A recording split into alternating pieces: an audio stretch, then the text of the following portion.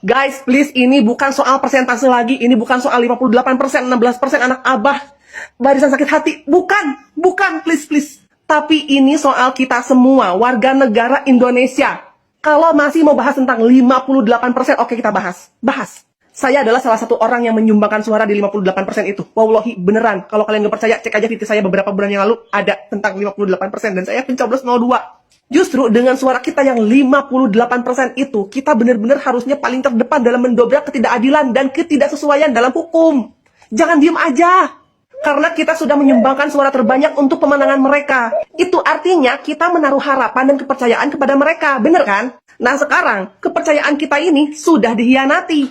Udahlah, jangan pada denial gitu loh. Ada yang nanya juga sama saya, kenapa waktu pencalonan Gibran kalian diem aja? 02 pada diem aja, kenapa? Hey, kita ini nih, kebanyakan dari kami ini melihat sosok figur Prabowo-nya, bukan Gibran-nya. Kita pikir, udah cukup lah di Gibran aja gitu loh, soal MK yang kemarin itu. Udahlah, stop di Gibran gitu loh, kita pikirnya kayak gitu.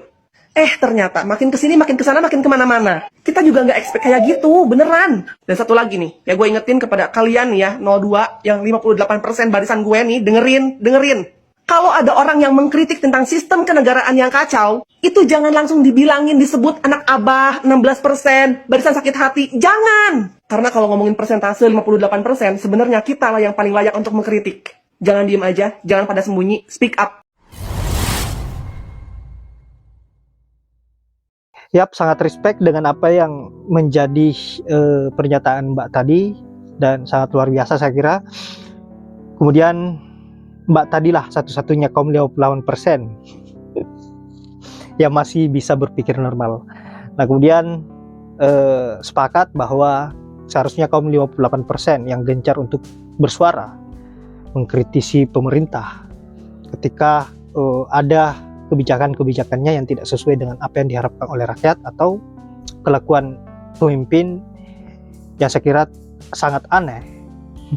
Seperti contohnya Gibran yang hanya doyang belusukan dan juga bagi-bagi sembako. Kemudian pada saat menghadiri acara MTQ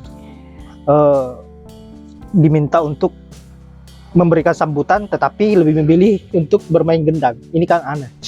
Nah kemudian akibat perilaku aneh Gibran inilah yang membuat para netizen lagi dan lagi buka suara, dan Gibran dirujak habis-habisan. Untuk itu langsung saja kita simak videonya seperti apa, dan silahkan sahabat-sahabat komentari apa yang menjadi sindiran-sindiran para netizen ini. Nah ini nih pada saat belusukan bagi-bagi susu. Mas Samsul Gibran Fufufafa yang terhormat, setelah dilantik menjadi Wakil Presiden Republik Indonesia, seharusnya belusukan bukan hanya di Jakarta dengan membagikan susu dan souvenir gratis kepada masyarakat hanya karena mencari popularitas untuk modal menjabat sebagai Presiden Republik Indonesia 5 tahun yang akan mendatang. Banyak keluhan masyarakat dari setiap daerah-daerah yang tidak mendapatkan perhatian dari pemerintah daerahnya. Seharusnya menjadi tanggung jawab kinerja Wakil Presiden Republik Indonesia kepada Presiden Republik Indonesia. Terlebih lagi presiden yang sekarang sudah tua dan pesakitan. Tentunya sangat terbatas dalam pengawasan negara yang dipimpinnya.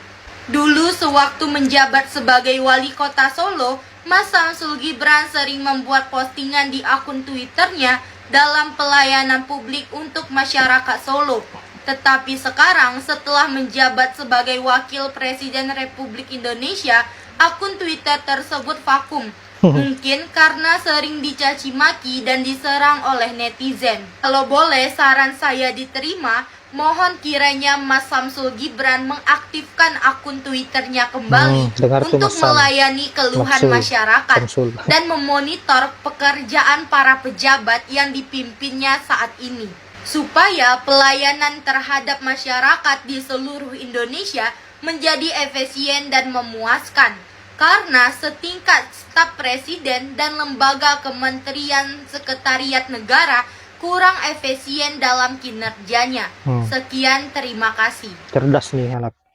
Guys, pembukaan MTQ Korpri Nasional di Palangkaraya, Wakil Presiden Indonesia tidak memberikan sambutan sama sekali, meski Malah main sudah gendang, diminta anjir. oleh Gubernur Kalteng. Aduh, ada apa ini? Guys, gini ya. Hmm.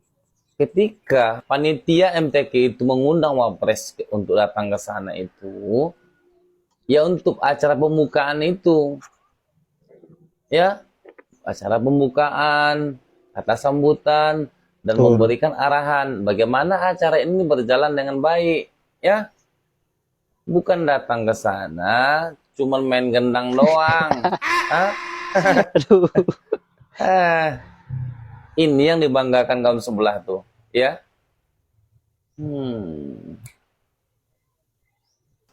Inilah akibatnya jika punya wapres yang IPK-nya 2,3, tapi dipaksakan jadi wapres.